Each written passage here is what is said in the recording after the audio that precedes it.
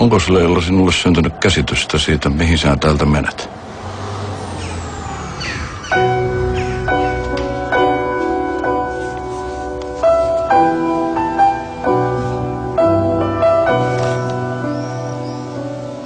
Tervetuloa.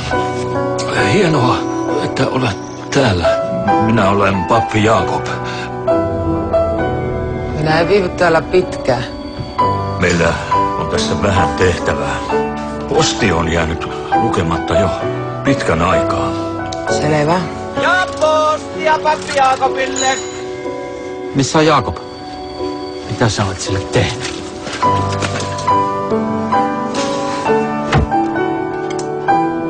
En minä voi täältä mihinkään lähteä.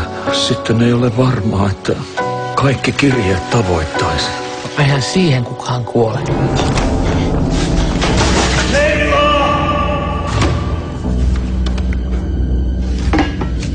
Minullekin sinä anoit armahdusta ihan vaan sen takia, että saisit pelastella. Ajattelin, että minä teen tämän häntä varten. Eikä olikin päinvastoin. Rakastavin terveisin pappi Jaakob ja Leila Steen. No voi jumala.